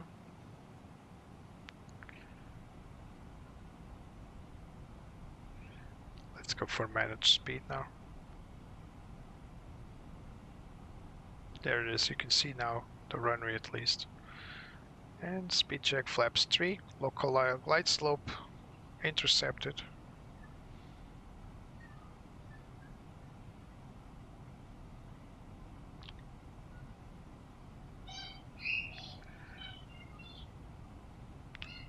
Are we clear to land? I didn't even listen to... Yeah, clear to land. Alright, there we go.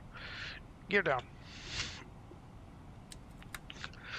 Let's turn on track IR. Sorry about that.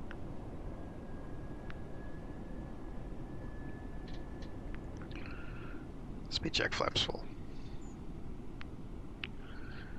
Gear down 3 green and arm the spoilers. Landing checklists. Ecom status no blue. Landing checklist complete. So, right there, landing checklist. Alrighty, so let's just be carried by the wind. We got some nose wind, 7 knots, coming slightly, ever so slightly from the right. As you can see, Greenland is not green. I mean, there's some green areas, but it's mostly white. It looks like we're misaligned, but we're not. It's just a little, that little crosswind coming from the right. It's pulling our nose, our tail actually, to the right, to the left, sorry. And that's causing this weird effect. Alright, I'm confident with this one.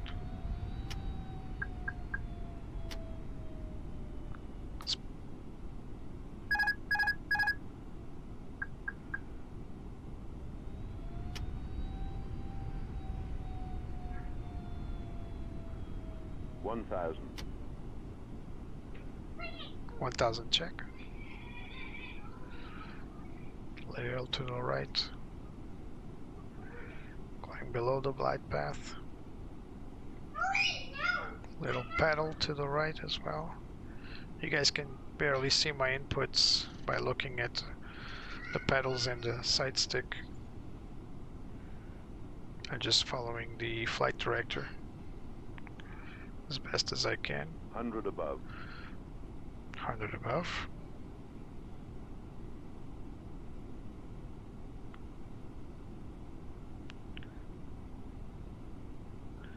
Minimum. Continue. Look at this airport, it's beautiful. 400. 300. 40. 30. 20. Retard. Retard. 10. Nice. Reverse. We're not gonna make it to Bravo, sorry.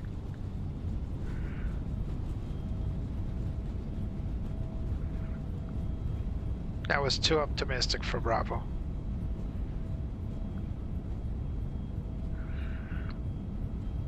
Player 22 Tango, exit next available taxiway. Auto brake off. Exit next available taxiway. Player 22 Tango. So our QNH was a little off, as you can see, but nothing serious. So you need to backtrack all the way back. So let's clear the plane, full flaps, speed brakes in. Sorry, speed brakes in. We can start our APU. Welcome to Greenland. And yes, there's some green. Look at that, some green. Not much. So be careful in this part here because it's a descent, so your plane can start accelerating. And you don't want that. You don't want to visit the icy waters, not at all.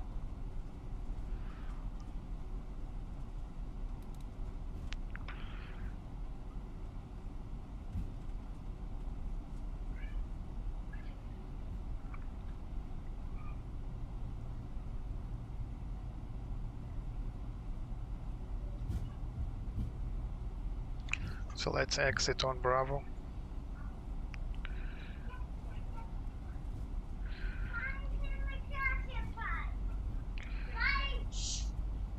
So again, we got an information tower. This is not an actual tower, so this is not a conventional tower to give you instructions. It will give you information. That's what it does.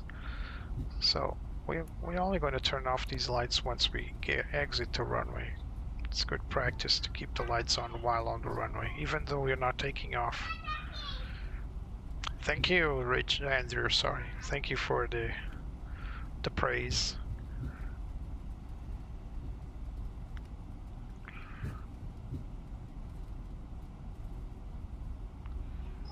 So on the ground it looks a little less white, but not green, not at all green. So let's exit here on Bravo.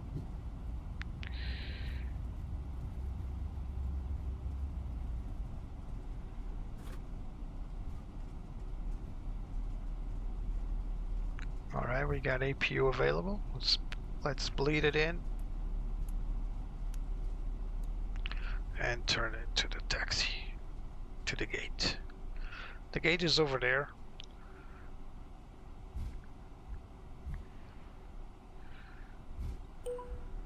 Player 22 Tango, request taxi to assigned gate. Player 22 Tango, gate 3 taxi via Gate Bravo, 3. Charlie, Alpha. Gate 3 via Bravo, Charlie, Alpha, player 22 Tango.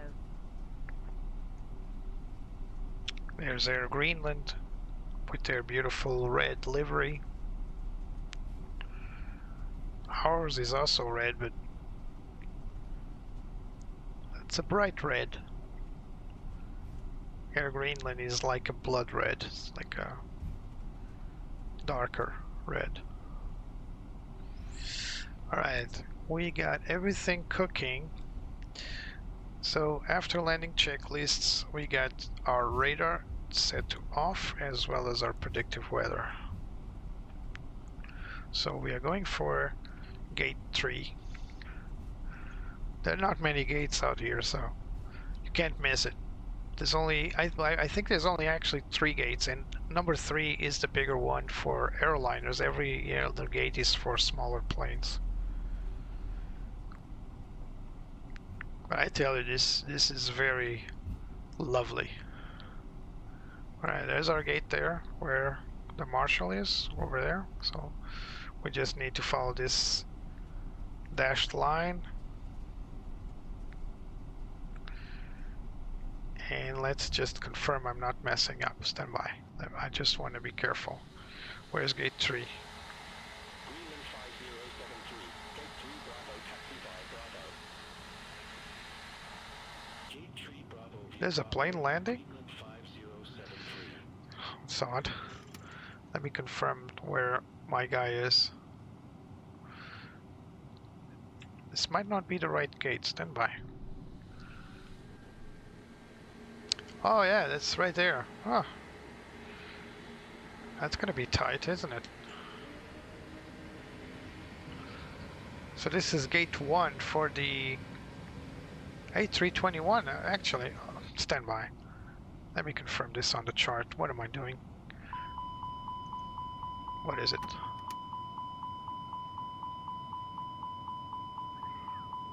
Oil. I got a low oil pressure.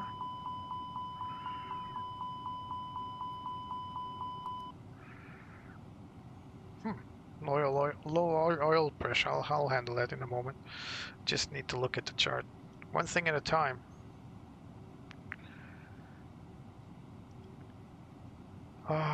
So taxi parkings. Oh yeah, that's right there, gate 3. Instead of, this is an A321. I think it's a little too small for gate 3, but alright. So I'm going to shut down engine 1 because we're having problems, so I'm going to do a SETI single engine taxi in. There's a low oil pressure on engine number 1. So there was a little mix-up with the gates. Sorry for that. But it's confirmed, so gate 3 is not this one. This is gate 1. And although I know for a fact the A321 goes for gate 1, we are still going for gate 3. I guess there's room for it. So I hope there's a marshal somewhere in there.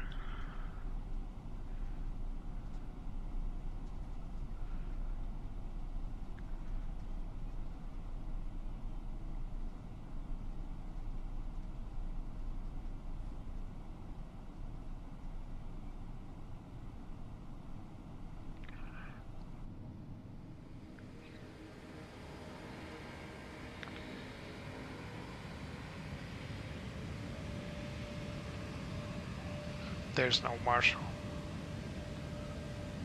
You know, guys, I think our gate was really gate 1.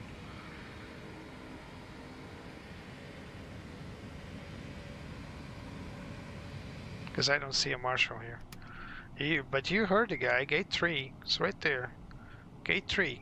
So I'm not making stuff up.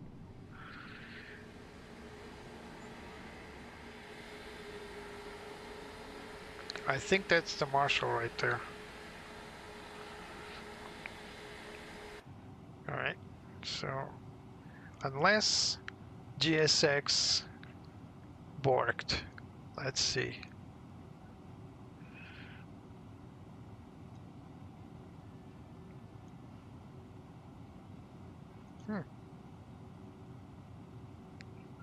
Yeah, it didn't load, so we're going for gate 3. Hope. Is there any hope?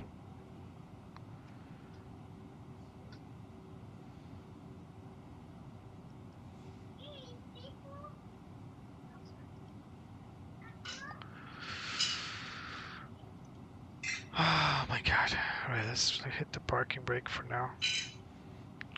So what the heck is going on? I want to go to gate... No, no, no, no, no. No, no, no, no, no, no.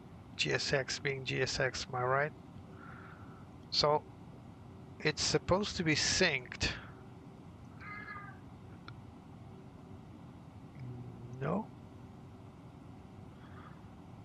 This is supposed to be... Alright, there we go.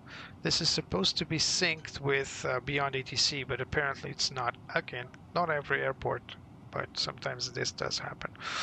Alright, we got our APU running, we got our bleed running, so we're gonna go engine number 2 off. And now let's request deboarding. Now, as you can see, we still have an external power connected, so we're gonna press this button, and apparently this will accelerate the connection. There it is. Nice, it does work. Alright, APU ground power unit connected. And we taxi lights off.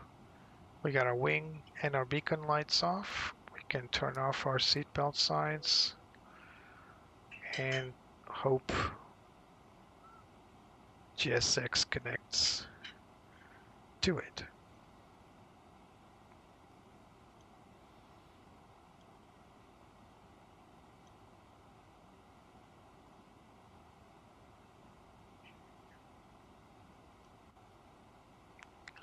Right, GSX, can you now connect, please?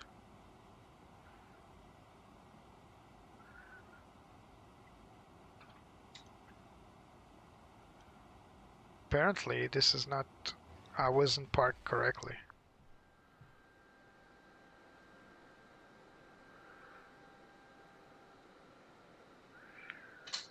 Now it's parked correctly.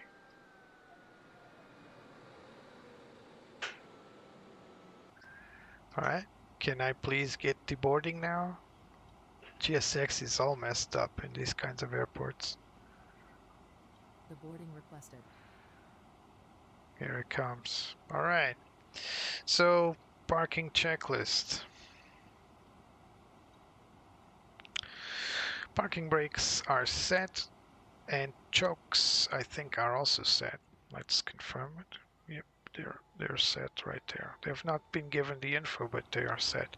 There's usually a sign the marshal makes to indicate the chokes are on, but I couldn't see it.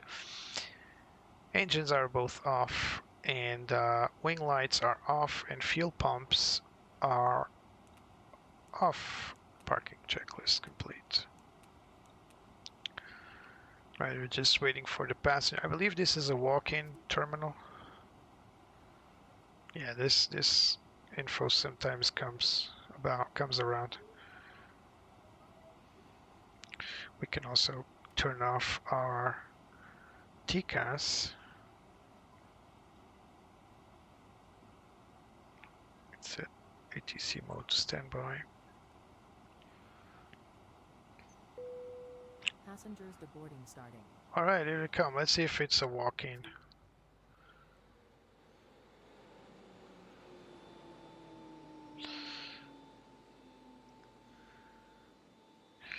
All right. So securing aircraft checklist. We need to crew supply off. Emergency lights set to off. EFBs to off, let's leave them on for now, and the batteries off. Securing aircraft checklist complete.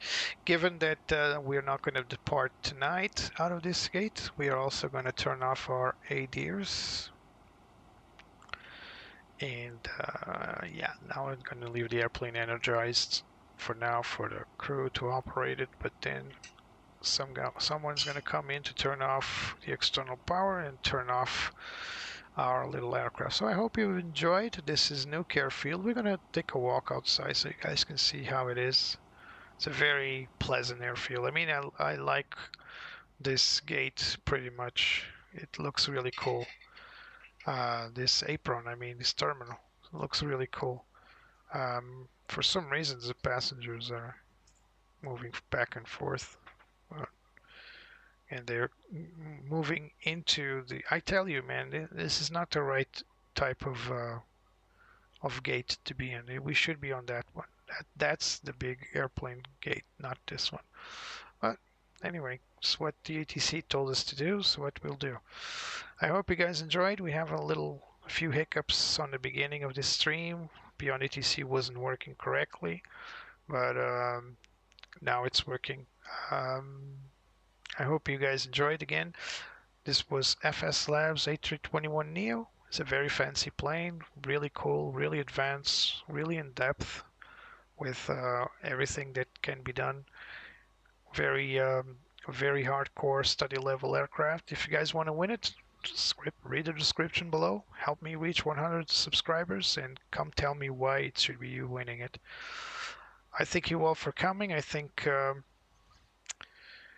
Dinesh at the beginning, it was here, Jose as well, Andrew, Richard, and Diogo Macho. Thank you all for coming. I hope you guys enjoyed. This was a very pleasant flight out of Keflavik in Iceland all the way to Nuuk in Greenland. I already have the flight out programmed, and let me tell you, you're in it for a surprise. How is this little airfield going to help me get to Stockholm? So that's my next flight, Nuuk to Stockholm. But what plane am I taking? Big question mark. So if you guys want to see it, just stay tuned for the next live stream. I hope you guys enjoyed again. Thank you for coming and have a good one. Bye. Whoops. Track IR just tried to commit suicide. Bye-bye.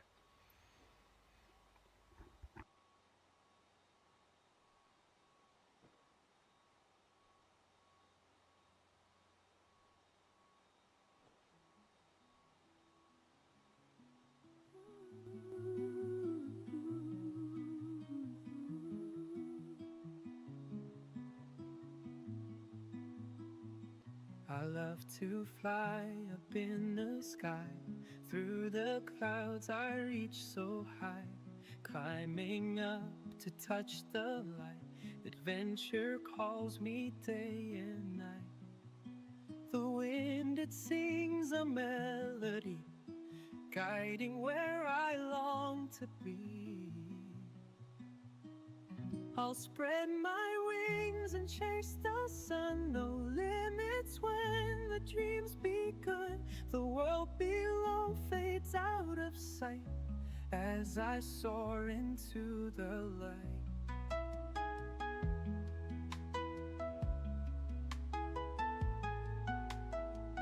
The stars above begin to shine, painting trails so bright and fine. Every turn brings something new, endless skies in brilliant blue. The wind, it sings a melody, guiding where I long to be. I'll spread my wings and chase the sun. No limits when the dream's begun. The world below fades out of sight as I soar into the light.